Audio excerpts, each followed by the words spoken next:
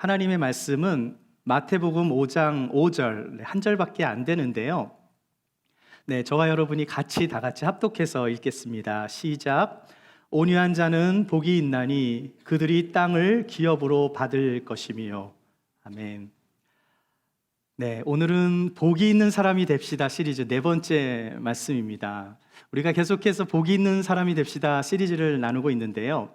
혹시 기억하세요? 첫 번째 나눴던 것은 시편 1편을 가지고 말씀을 나누면서 하나님이 말씀하시는 복이 무엇인가, 복에 대한 개념에 대해서 말씀을 나누었습니다. 그리고 2주 전에는 심령이 가난한 자에 대한 복에 대해서 말씀을 나누었고요. 지난주는 뭐였죠? 애통하는 자는 복이 있다라는 말씀을 나누었어요. 여러분, 심령이 가난한 자는 왜 복이 있다 그랬죠? 심령이 가난한 자는 자기 스스로는 아무것도 할 수 없다라는 사실을 인정하는 사람이기 때문에 하나님의 자비와 은혜가 없이는 우리가 살 수 없습니다라고 하나님의 은혜를 구하는 사람이기 때문에 복이 있는 것이고요. 애통하는 자가 왜 복이 있을까요? 이 애통이라는 것은 더 나아가 죄에 대한 애통이고요. 또 이 땅의 고난을 통해 우리가 어려움과 힘듦을 통해서 우리의 진정한 위로자이신 성령님의 은혜를 우리가 많이 받을 수 있기 때문에 애통하는 자가 복이 있다라는 말씀을 나누었어요. 자, 이렇게 예수님께서 산 위에서 설교를 하신 것을 우리가 산상수훈 또는 상상 설교라고 하는데요. 8개의 복에 대해서 예수님 말씀하셨거든요. 그래서 우리가 보통 팔복이다라고 말을 하기도 하는데요. 이 8가지 복 중에 한국 사람들이 가장 좋아하는 복이 바로 오늘 나눌 말씀이에요. 왜 한국 사람이 좋아하는가? 왜 좋아하겠습니까? 땅을 기업으로 받는다 그러니까 좋은 거죠. 한국 사람들이 부동산 좋아하잖아요. 아마 땅을 받는다고 하는데 거절할 사람은 없을 것 같아요. 그런데 예수님이 말씀하신 온유는, 이 복은 부동산과 관련된 말씀이 아니고요. 그럼 이 온유란 무슨 말씀인가를 우리가 좀 알아봐야 될 것 같아요. 그래서 우리가 성경에서 말하고 있는 이 온유의 뜻을 좀 살펴보기 원하는데, 온유라는 것은 헬라어로 프라우스라는 단어예요. 문자적인 뜻은 온유한 마음, 온순한 기질, 유순함, 이런 의미를 가지고 있는데, 이것을 더 풀이하면 뭐예요? 인간에게 주어진 물리적이거나 정신적인 힘이 잘 조절되어 인격 속에서 나타나는 것을 의미해요. 자, 우리 안에 할 수 있는 게 많잖아요. 우리는 자유의지가 있습니다. 우리가 할 수 있는 게 굉장히 많아요. 자, 그런데 마음대로 우리가 제어가 안 되면 어떻게 되겠습니까? 누구를 때리고 싶어. 때리면 안 되겠죠. 컨트롤 해야 될 거 아니겠어요? 내 인격이 성숙하면 컨트롤 할 수 있을 텐데, 그렇지 않으면 마음대로 살 수 있겠죠. 내 인격 속에 나타나는 어떤 특성이 온유로 나타나기 위해서는 무엇인가 절제됨이 있어야 되고, 나를 컨트롤할 수 있는 게 있을 거예요. 자, 집집마다 온도계가 있습니다. 지금 우리 문당이 좀 추우신가요? 안 추우세요? 기침하시는 분이 계셔서. 집집마다 온도계가 있는데요. 저희 집은 제 아내가 좀 추위를 많이 타기 때문에 때로는 76도에 맞추기도 하고 때로는 74도에 맞추기도 하고 그러는데요. 한번 맞춰놓으면 어떻게 되죠? 온도가 알아서 이렇게 잡아주는 거죠. 그렇게 온도를 맞춰놓으면 자동으로 항상 그 온도를 유지시켜 주는데, 이게 바로 온유예요. 온유는 우리의 힘을 일정하게 조절해주는 역할을 하는 것입니다. 그러니까 우리의 힘을 컨트롤하는 것이 온유인 거예요. 만약 우리에게 온유함이 없으면 어떻게 될까요? 우리가 조금만 잘 나가면 어깨가 올라가고 쉽게 교만해질 수 있겠죠. 만약에 상황이 나빠지면 어떻게 될까요? 그러면 out of control. 정말 컨트롤이 안 돼요. 온도가 내려가면 온도를 올려줘야 되고, 온도가 올라가면 내려줘야 하는데, 온유함이 없으면 어떻게 됩니까? 환경에 따라 올라갔다 내려갔다 올라갔다 내려갔다 계속 하게 되는 걸 거예요. 자, 그렇다면 예수님 당시에 이 프라우스라는 단어가 어떤 상황에서 쓰여졌는가, 특별히 3가지를 우리가 살펴볼 수 있는데요. 첫 번째는요, 고열입니다. 여러분, 어떤 사람이 열병에 걸렸어요. 열병을 심하게 앓았어요. 그런데 치료를 받게 되면 고열이 내려갈 거 아니에요? 이때 사용하는 단어가 프라우스예요. 그러니까 열이 내려갔으니 프라우스, 고열이 내려가면서 온유해진 거예요. 둘째로는 바람입니다. 여러분 태풍 뭐 이런 거 여러분 경험해 보신 적 있으시죠? 뭐 강한 뭐 돌풍, 막 허리케인 와서 뭐 아니면은 막 이게 뭐죠? 이렇게 트위스터 뭐 이게 뭐죠? 이렇게 소용돌이 치는 거, 그런 걸로 인해서 이렇게 막 피해를 보고 토네이도로 막 피해를 보는 그런 폭풍우가 잠잠해질 때 프라우스란 단어를 쓰는 거예요. 그러니까 바람이 온순해진 거죠. 제가 인터넷을 찾아보니까요, 요즘 지구가 재난이 굉장히 많잖아요. 50년 전보다 요즘 5배가 증가됐대요. 5배. 네. 자, 그러니까 뭐 옛날에는 예를 들면 뭐 1년에 한 번 태풍이 오면 지금은 5번 오는 거예요. 굉장히 지구가 병들어 있는데 이 지구의 재앙을 어떻게 조절해야 됩니까? 지구에 뭐가 필요한 거예요? 프라우스, 온유가 필요한 거죠. 자, 세 번째로는요, 길길이 날뛰는 야생마. 이 야생마가 조련사에 의해서 길들여졌을 때 프라우스라는 단어를 씁니다. 이 사나운 짐승이 조련사에 의해서 말을 잘 듣는 온순한 짐승이 되는 거예요. 뭐 요즘에는 동물을 학대한다 뭐 이래가지고 동물로 하는 서커스가 옛날보다는 좀 적어진 것 같긴 한데요. 지금도 가끔씩 서커스를 보면 뭐 사자나 코끼리 이런 엄청난 무서운 짐승들이 사람이 시키는 대로 다 따라해요. 되게 신기하죠. 뭐 코끼리가 2발을 든다든지 또 코끼리 위에 사람이 올라가도 괜찮아요. 또 막 짐승들이 막 고개를 하기도 하고 이 사자와 같은 맹수들이 어려운 장애물들을 막 이렇게 뛰어넘기도 합니다. 왜 그럴 수 있습니까? 길들여졌기 때문에 그런 거죠. 길이 들여졌다라는 것은 생각과 몸과 마음이 어떤 것에 순종한다는 것을 의미하는 거예요. 내 몸이 내 마음과 정신에 의해서 순종하는 것. 자, 예를 들면 우리가 음식을 먹을 때요, 먹으면 좋은 게 있고 먹으면 나쁜 음식들이 있을 거예요. 먹지 말아야 할 때 막 먹고 끊어야 할 때 끊을 수 없는 것. 이것도 역시 절제하는, 잘 하는 것은 어떤 사람이죠? 이런 것을 잘 절제하는 사람은 온유한 자의 모습인 거예요. 따라서 이 프라우스라는 단어에는 공통점이 있습니다. 어떤 공통점이 있는가? 힘이 조절이 되는 거예요. 이게 뭐예요?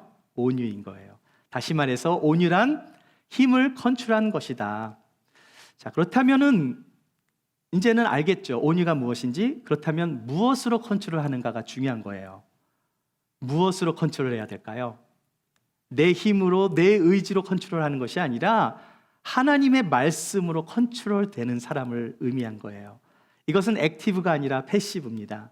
여러분, 액티브는 자기 힘으로 뭔가 자기 스스로 하는 것이지만 패시브는 뭐죠? 다른 것에 영향을 받아 움직이는 것을 의미해요. 즉 내가 하는 것이 아니라 나의 마음과 생각과 행동과 몸과 그 모든 마음이 누군가에 의해서 길이 들여졌음을 의미하는 것이기 때문에 온유는 수동적인 거예요. 즉 하나님의 말씀이 나를 다스려서 나의 영과 혼과 육이 하나님 앞에 순종하게 되는 것, 이것이 바로 온유한 자라는 거예요. 따라서 온유한 사람은 어떤 사람이죠? 온유한 사람은요, 하나님의 말씀에 순종하는 사람입니다. 우리가 시편 1편 말씀에도 이 말씀을 주야로 묵상하는 자가 복이 있는 자라고 했잖아요. 온유한 사람은 어떤 사람이에요? 하나님의 말씀에 순종하는 사람입니다. 다시 한번 5절 말씀 읽어볼게요. 시작.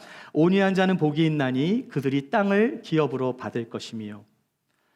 왜 온유한 자가 복이 있어요? 하나님께 순종하는 사람이니까 복이 있는 거죠. 하나님의 말씀이 나의 삶에 적용이 되어 내가 변화되고 나의 삶이 하나님 앞에 순종하게 되는 것, 이것이 바로 온유한 자의 모습인 거예요. 여러분은 온유한 사람입니까? 온유한 분 아니에요? 네, 온유하신 분들이죠? 네. 온유한 사람은 어떤 사람이에요? 하나님의 인도하심을 받는 사람인 거예요. God is in control. 하나님의 다스림을 받는 사람이 온유한 사람입니다. 제가 질문을 하나 드릴게요. 혹시 성경에서 온유한 자라고 말하고 있는 대표적인 인물이 있다면 누굴까요? 성경에서 말하는 온유한 자. 모세. 네, 우리 민수기 12장 3절 말씀을 한번 볼게요. 읽어볼게요. 시작. 이 사람 모세는 온유함이 지면의 모든 사람보다 더하더라. 자, 이 말씀을 누가 했을까요? 하나님이 하셨어요. 네, 이 말씀은 사람이 한 게 아니라 하나님이 하신 말씀입니다. 자, 그런데 우리가 아는 모세는요, 그렇게 온유한 자로 보이지 않을 때가 좀 있잖아요. 모세가 왕자의 신분이었지만 히브리인의 정체성을 가지고 있었을 때 애굽 사람이 히브리 사람을 막 때리니까 어떻게 했죠? 막 화가 나가지고 애굽 사람을 쳐서 죽였어요. 그리고 막 모래에다가 숨겨놨습니다. 그러니까 모세는 아무도 안 본 줄 알았는데 몰래 죽인 줄 알았는데 나중에 소문이 다 나가지고 다 알게 됐어요. 자, 그러니까 모세는 사람을 쳐 죽인 1급 살인자. 그런데 하나님께서 이런 모세에 대해서 온유한 자라고 말씀하신 그 이유가 무엇인가라는 거죠. 그것은 모세가 하나님의 말씀에 적극적으로 순종한 면을 두고 하신 말씀이에요. 자, 인간적으로 볼 때 모세는 사람들로부터 비방받을 그런 행동들도 했죠. 또 사람들한테 막 백성들에게 화를 내기도 했고요. 그럼에도 불구하고 그 애굽의 왕자의 지위를 포기하면서까지 하나님의 말씀을 따르고 순종했기 때문에 하나님은 그를 온유한 자라고 말씀하고 있는 거예요. 성경을 보면 온유한 자가 땅을 차지한 이야기들이 굉장히 많이 나옵니다. 여러분, 구약에 보면 우리가 잘 아는 요셉. 요셉은 어떤 사람입니까? 형들에 의해서 팔려 나갔죠. 애굽까지 갔죠. 팔려서 노예로. 자, 근데 요셉은 온유함으로 애굽 땅을 차지한 사람으로 볼 수 있어요. 요셉은 하나님의 말씀에 의해 다스림을 받고 있었기 때문에 보디발의 아내의 유혹을 이겨낼 수 있었고요. 또 형들이 이제 흉년이 왔을 때 양식을 구하기 위해 애굽을 찾아왔을 때 요셉이 형제들을 봤는데요, 자신을 팔아넘긴 형제들을 복수하지 않고 원망하지 않습니다. 오히려 형들을 선대하고 이 모든 것을 하신 일은 하나님이 하신 거다 이러면서 오히려 하나님께 영광을 올리며 이건 다 하나님의 은혜라는 것을 강조했어요. 요셉은 그의 온유함으로 자기에게 주신 이 모든 것은 하나님의 꿈을 이룬 것이다. 그 결과로 어떻게 되었습니까? 요셉은 애굽을 통치하는 총리가 됐잖아요. 애굽의 땅을 차지하게 된 거죠. 여러분, 다윗은 온유한 사람이에요, 아니에요? 다윗. 우리가 생각하는 다윗은 그렇게 온유한 사람 같지 않아 보여요. 그런데 다윗의 어떤 면이 온유할까요? 여러분, 다윗이 사무엘 선지자로부터 기름 부음을 받았잖아요. 하나님께서 자기를 선택하셨다는 것을 알았어요. 똑같이 기름 부음 받은 사람이 있었습니다. 누굽니까? 사울 왕이죠. 사울 왕도 똑같이 하나님의 기름 부음을 받았는데 하나님은 그를 버리십니다. 다윗을 끊임없이 죽이려고 했잖아요, 사울이요. 자, 그런 사울을 다윗은 끝까지 대적하지 않고 계속해서 자신의 삶, 인간적인 걸로 대응한 게 아니라 하나님께 자신을 맡긴 거예요. 그렇게 자신의 모든 것을 전적으로 하나님께 맡긴 다윗은 어떤 사람이에요? 온유한 사람인 거예요. 훗날 사울과 요나단이 죽었을 때 요나단의 아들인 무비보셋에게 이 다윗은요, 그 무비보셋을 찾아서 사울의 모든 재산을 다 돌려주고요, 같은 식탁에서 함께 식사할 수 있는 은혜를 베풀어 줍니다. 인간적으로 볼 때 우리는 다윗을 실수 많은 사람이라고 볼 수 있잖아요. 큰 죄도 범했고요. 그런데 여러분, 다윗이 왕이 되기 전까지 10여 년간 광야에서 생활할 때 그는 매 순간 하나님을 의지했어요. 항상 하나님의 뜻을 물어보고 순종했던 다윗은 온유한 사람이 맞는 거예요. 자, 그런데 진정으로 온유한 분은 누굴까요? 진정으로 이 땅에서 진정한 온유하신 분은 누굽니까? 예수님이죠. 모세나 요셉이나 다윗이나 어떤 부분적으로는 온유할지 모르지만 완전히 온유하신 분은 예수님 한 분밖에 없어요. 마태복음 11장 29절을 보시면 예수님께서 뭐라고 말씀하셨는가? 나는 마음이 온유하고 겸손하니 나의 멍에를 메고 내게 배우라. 그리하면 너의 마음이 쉼을 얻으리니. 예수님의 온유함을 가장 잘 표현하는 그 말씀이 여러분 무엇일까요? 제가 온유가 뭐라 그랬죠? 순종하는 것이 온유라 그랬잖아요. 이사야서 53장 7절 말씀 같이 한번 읽어보겠습니다. 시작. 그가 곤욕을 당하여 괴로울 때에도 그의 입을 열지 아니하였으며 마치 도수장으로 끌려가는 어린 양과 털 깎는 자 앞에서 잠잠한 양같이 그의 입을 열지 아니하였도다. 이 구절은 여러분이 잘 아는 말씀이죠. 장차 고난의 종으로 오실 메시아, 곧 예수 그리스도에 관한 그 이사야 선지자의 예언의 말씀이에요. 자, 이 예언의 말씀처럼 예수님께서는 메시아로서 인류를 구원하시기 위해 이 땅에 오셨는데 사람들의 온갖 멸시와 조롱과 미움과 버림을 받았고요. 사람들로부터 또 온갖 고통을 겪으셔야 했어요. 가시면류관을 쓰셨고요. 병사들에게 침뱉음도 당했고요. 막 주먹에 맞기도 하고 채찍에 맞고 마침내 십자가에서 못 박혀 달리셨을 때 또 옆구리에 창까지 찔리셨어요.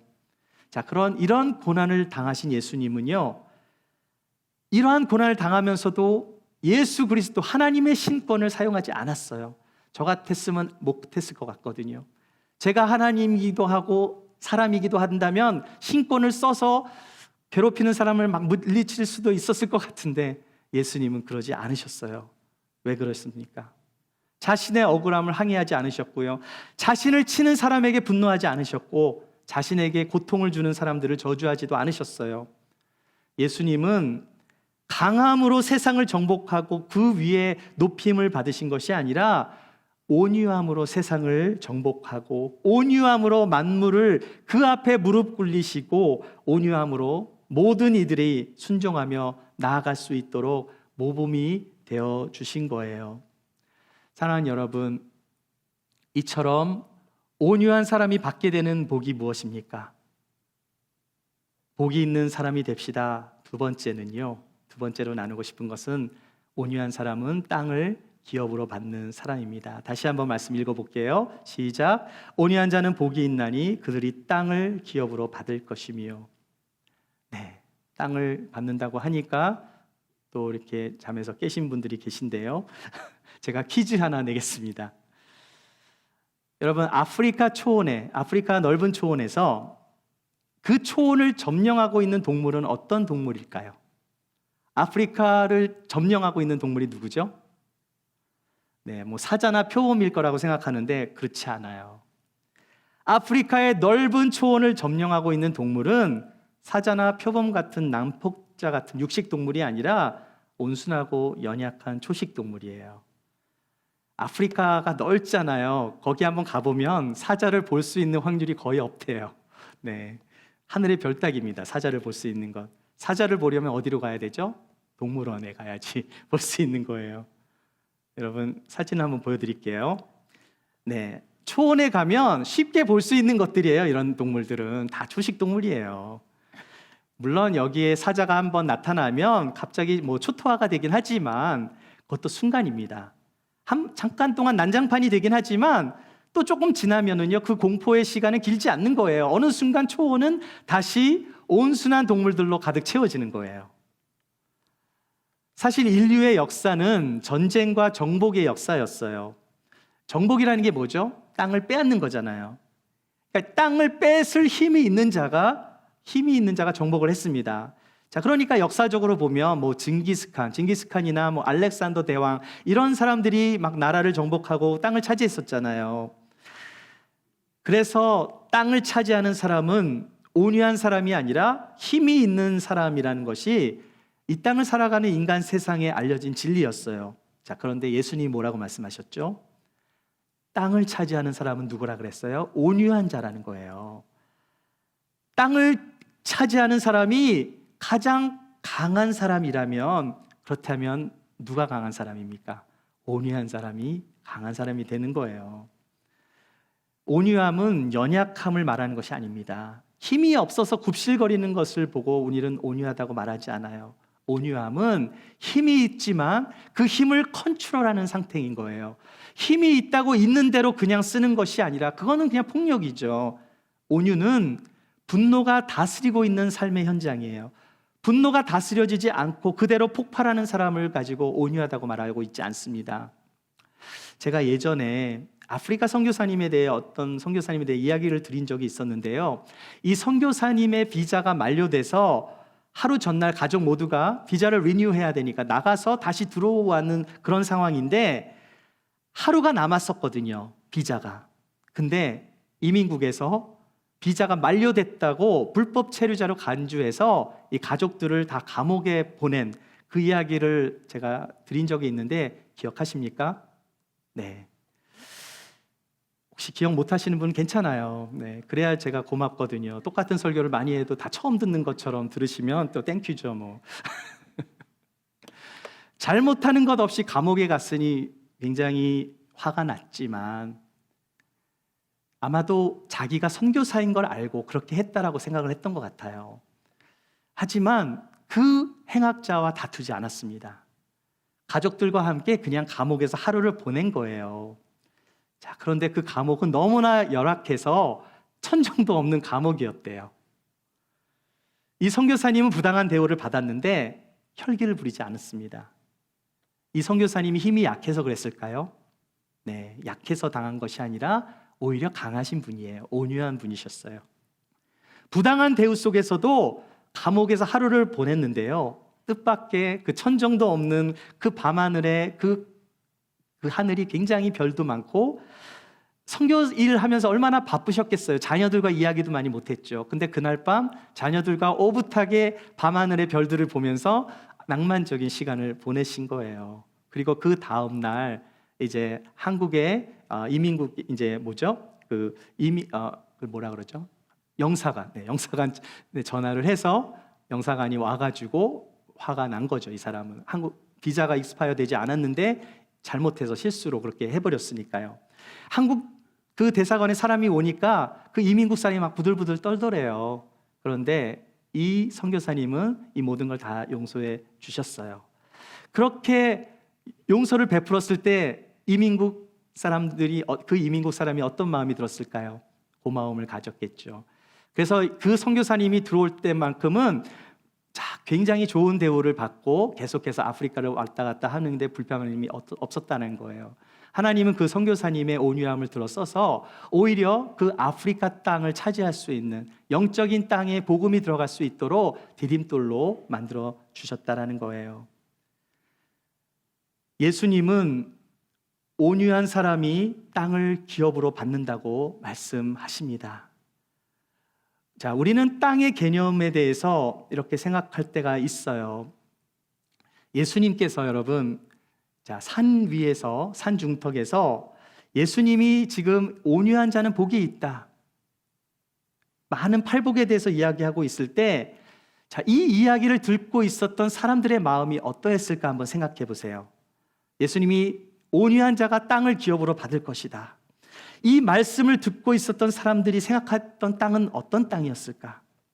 다시 말해서 지금 이 예수님의 말씀을 기록한 이 마태가 지금 염두에 두고 있는 유대인의 독자들은 땅을 어떻게 이해했을까라는 거예요.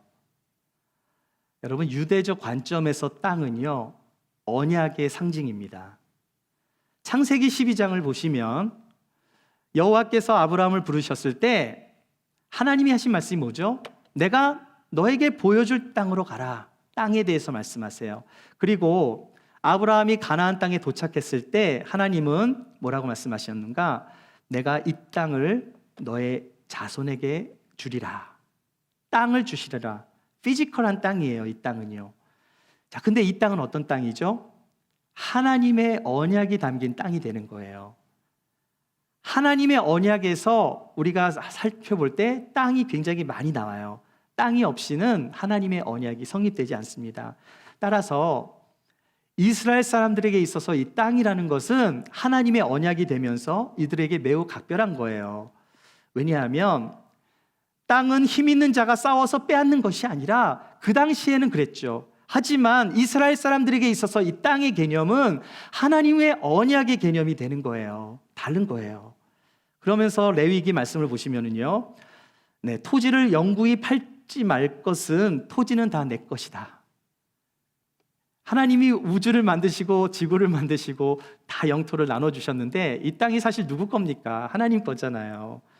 그러니까 이 토지를 영구히 팔지 말 것은 이 토지가 다 내 것이기 때문에, 따라서 이스라엘 백성들에게 땅을 차지하기 위해서는 뭐가 필요한 거예요? 강력한 군사가 필요한 것이 아니라 하나님과의 올바른 관계가 필요하다는 것을 알게 된 거예요. 하나님과의 언약에 충실한 것이 가장 중요하다는 것을 그들은 알았습니다. 그런 백그라운드를 우리가 이해할 때 예수님께서 온유한 자는 복이 있나니 그 땅을 기업으로 받을 것이며 라고 했을 때 거기 있는 군중들이나 마태가 기록한 그 복음서를 읽던 독자들은 이 말씀을 어떻게 이해했겠습니까? 땅을 기업으로 받는다는 것은 하나님의 언약이 성취되는 것으로 이해를 한 거예요. 오래전에 선조들과 언약을 맺어주신 하나님, 그 하나님의 언약이 나에게서도 이루어지는구나, 나에게서 성취가 되는구나. 아브라함과 맺으신 하나님의 언약이 이삭에게서 성취가 되었고요, 계속해서 그 성취는 야곱과 요셉에게 성취가 되고 400년이 지난 모세 시대에는 그 말씀이 또한 성취가 되고 여호수아로 말미암아 그 약속이 성취된 것처럼 역사를 주관하시는 그 하나님의 언약은 온유한 자의 삶을 통해서 성취가 된다라는 말씀으로 이해했던 거예요. 그렇다면 온유한 자가 받게 되는 땅은 무엇인가? 여러분, 마지막 세 번째로 나누고 싶은 것은요, 온유한 자가 받는 땅은 바로 천국입니다. 다시 한번 말씀을 읽어볼게요. 시작. 온유한 자는 복이 있나니 그들이 땅을 기업으로 받을 것이며. 하나님의 언약은 궁극적으로 예수 그리스도를 통해서 성취가 되는데 그 성취는 예수 그리스도의 말씀을 믿는 자에게 이루어지는 거예요. 여러분, 중요합니다. 하나님의 약속의 말씀은 어떤 자에게 이루어져요? 믿는 자에게. 땅이라는 단어가 마태복음에 굉장히 많이 나와요. 45번 나와요. 문자 그대로라면 땅은 유대인의 땅이잖아요. 이스라엘의 땅을 가리키는 말씀이지만 영적으로 더 넓은 의미에서 이 땅은 어떤 땅입니까? 약속의 땅이 되는 거예요. 여러분, 땅을 차지한다는 것은 오너십이 주어진다는 것을 의미해요. 사실 고대 시대에서 땅을 소유할 수 있었던 사람은 누구냐면 왕권을 가진 사람입니다. 백성들은 그냥 농토를 빌려서 썼지 그 땅의 주인은 왕이에요. 왕 밑에는 뭐 이렇게 분봉왕들이 있었죠. 그 분봉왕들이 땅을 소유하며 다스렸어요. 이것을 왕권이라고 말해요. 예수님께서 이 말씀을 했을 때 시기는 로마의 시대잖아요. 그러니까 이스라엘 백성들은 지금 땅을 잃어버린 거죠. 로마의 식민지 하에서 환경이 열악했어요. 악인들은 판을 쳤고요, 세상엔 불의가 가득하고 미래가 보이질 않습니다. 그러나 절망 속에서 주신 예수님의 말씀은 악을 악으로 갚지 말고 하나님을 의지하며 그분의 말씀대로 순종할 때 온유한 자가 될 때 앞으로 도래하게 될 완전한 나라인 하나님의 나라를 이 땅 가운데서 소유하게 될 거라는 말씀이 되는 거예요. 땅은 왕이 다스리는 곳입니다. 그러나 영적인 땅 천국은 누가 다스려요? 하나님이 통치하시는 곳이에요. 따라서 천국을 누가 얻는 것입니까? 하나님의 뜻에 순종하는 자, 온유한 자에게 주어지는 거예요. 온유한 자는 그리스도 안에 속해 있기 때문에 하늘의 복과 땅의 복 모두가 그들의 소유가 되고 마지막 날에는 그리스도와 함께 하나님의 나라를 상속받게 된다는 말씀이에요. 사랑하는 여러분, 온유한 자가 되십시오. 그리하면 땅을 기업으로 받게 될 것입니다. 그 땅은 어떤 땅이에요? 하나님이 통치하시는 주님의 나라인 거예요. 여러분, 파인애플 스토리라는 게 있어요. 혹시 이 스토리에 대해서 들어보신 분? 파인애플 스토리. 이 책은요, 이 네덜란드에 속한 뉴기니에서 7년 동안 선교를 했었던 실제 있었던 사건입니다. 7년간 정글이잖아요. 원주민들이 사는 말도 안 통하는 그런 곳에 가서 사역을 했으니 얼마나 어려웠겠어요. 사역을 하면서 이 선교사님한테 한 가지 소원이 있었습니다. 어떤 소원이었냐면 파인애플을 실컷 먹었으면 좋겠다. 자, 그래서 파인애플 나무를 심은 거예요. 자, 그런데 한 번도 심어본 적이 없으니까 누구의 도움을 받았겠습니까? 원주민들의 도움을 받아서 심은 거예요. 자, 시간이 지났습니다. 파인애플이 정말 막 열리네요. 먹을 때가 됐어요. 잘 익었습니다. 어느 날 먹으려고 가보니까 열매가 하나도 없는 거예요. 누군가 다 열매를 따먹었어요. 화가 난 선교사님이 누가 가져갔나 수소문해 보니까 범인이 누구였을까요? 자기를 도와서 파인애플을 심어준 그 원주민들이었어요. 기분이 상했겠죠. 원주민한테 찾아갑니다. 왜 따먹었냐고 이제 이렇게 따져서 물었더니 원주민들의 대답은 우리가 사는 정글의 법칙은 심은 사람이 주인이다라고 말한 거예요. 우리가 심었으니까 당연히 이건 우리 소유다라고 주장을 한 겁니다. 아니, 어떻게 이게 당신 거냐? 당신에게 부탁을 하면서 돈까지 주지 않았냐? 이렇게 얘기한 거죠. 하지만 우리 정글의 법칙은 심은 사람이 먹도록 되어 있으니까 우리가 심었으니까 우리 거다라고 계속 우기자 선교사님이 이런 제안을 합니다. 자, 그럼 오케이. 딜을 한 거예요. 또다시 파인애플을 심는데 내가 돈을 좀 더 줄게. 이때 나온 열매의 반은 내가 당신들한테 줄 테니 나머지 반은 내가 먹을게. 딜을 했어요. 드디어 추수할 때가 왔습니다. 파인애플이 많이 열렸어요. 파인애플을 따먹으려고 보니까 어떻게 되었을까요? 이번에도 다 가져갔어요. 선교사는 먹어보지도 못하고 돈까지 잃었으니까 얼마나 화가 났겠습니까? 이 일로 인해서 막 잠도 안 오고 괴로워하고 있는데 그날 밤 주님의 음성이 들린 거예요. 그 파인애플이 네 거냐는 음성이었어요. 그때 선교사가 깨닫습니다. 선교사로 와서 사역을 하는 동안 너무 힘들고 말도 안 통하고 너무나 어려움을 많이 당해서 파인애플이라도 먹으려고 했었는데 거기에 꽂혀 있느라 진정한 주인인 하나님을 잊고 살아온 것에 대해서 회개를 한 거예요. 그날 밤 선교사님이 기도하면서 마음이 완전히 변화가 됩니다. 그렇습니다, 주님. 이 선교지도, 이 뉴기니도, 이 파인애플도 다 주님의 것입니다. 그것을 기도했을 때 평화가 임하고요, 욕심이 다 없어지고 마음에 은혜가 임한 거예요. 그리고 그 다음 추수 때 어떤 일이 일어났을까요? 또 원주민들이 다 가져갔어요. 그런데 달라진 것이 있었어요. 선교사님이 화가 안 나더랍니다. 내 것이 아니라 하나님 것이라고 생각하니까 그때부터 화가 안 났던 거예요. 자, 그러자 원주민들이 의아해서 왜 화를 안 내냐고 이번에는 물어보더랍니다. 선교사가 이렇게 대답했어요. 그 파인애플은 하나님의 것이기 때문에 나와는 상관이 없습니다. 이랬을 때 원주민들이 감동을 받은 거예요. 그때 원주민이 뭐라고 했을 것 같아요? You are now a real Christian. 당신이 드디어 크리스찬이 되었네요.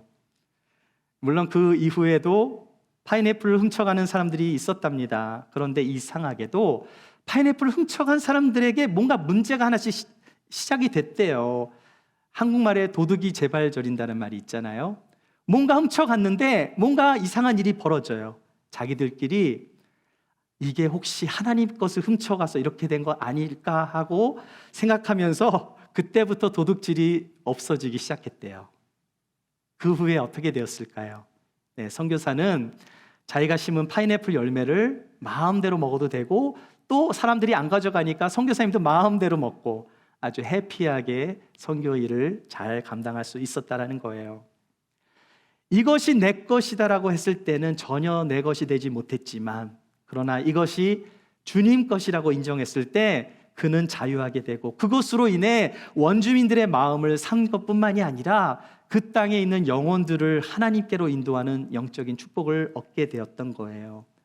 나의 권리를 주장하는 오늘날의 시대에서 나의 권리를 내려놓고 예수님의 성품인 온유를 내 성품으로 품는다면 우리는 땅을 차지하는 복을 누리게 될 것입니다. 그런데 우리가 사는 세상 만만치 않잖아요. 세상의 법칙 속에서 하나님의 말씀을 지킨다는 것이 말처럼 쉽지는 않아요. 하지만 분명한 사실은 그럼에도 불구하고 하나님께 순종했을 때, 주님의 마음으로 온유함으로 반응했을 때 우리는 땅을 기업으로 받게 된다는 사실이에요. 그 땅은 우리가 살아가는 눈에 보이는 땅이 아니라 영적인 땅, 새 하늘과 새 땅, 하나님의 나라, 천국을 얻게 될 줄 믿습니다. 사랑하는 여러분, 하나님께 순종하는 것도 우리의 힘으로 되지 않아요. 온유는 뭐라 그랬죠? 패시브라 그랬죠. 말씀에 의해서 길들여지는 자라고 했어요. 주님이 우리 안에 임하시고 우리 안에 통치하셔야만 가능한 것입니다. 그래서 우리는 늘 주님과 동행해야 되는 거예요. 주님과 깊은 영적인 만남이 있어야 하는 거예요. 온유한 사람은 어떤 사람입니까? 주님의 마음을 소유한 사람이 되는 거예요. 어떤 환경 속에서도, 고난 가운데서도, 어려움 가운데서도 주님을 신뢰하고 주님을 따르는 사람이에요. 그렇기 때문에 온유한 자는 극단적인 선택을 하지 않아요. 자기의 의견만이 옳다고 주장하지도 않습니다. 자기 자신에게는 관대하고 남에게는 편협한 마음을 갖는 것은 온유한 자의 행동이 아닌 거예요. 온유한 자는 하나님의 성품을 가지고 자신을 잘 다스리고 길들여져서 하나님의 뜻에 순종하는 사람인 거예요. 하나님은 우리들에게 말씀하십니다. 이 세상에서 세상의 법칙으로 사는 삶이 아니라 하나님께 순종하는 온유한 자가 되어 하나님께서 허락하시는 약속의 땅을 차지하라고 말씀하세요. 그 땅은 없어지지 아니하는 약속의 땅, 바로 하나님이 거하시는 나라, 천국인 것입니다. 우리가 사는 이 땅에서 언제나 그리스도의 은혜를 잊지 마시고 하나님의 말씀에 순종하는 온유한 자가 되시길 축복합니다. 눈에 보이는 것에 집착하는 것이 아니라 하나님이 주시는 그 말씀, 약속의 땅, 그 땅을 사모하며 온유한 자가 되어 이 세상의 복뿐만이 아니라 영원한 복을 소유하시는 저와 여러분이 되시기를 주의 이름으로 축원합니다.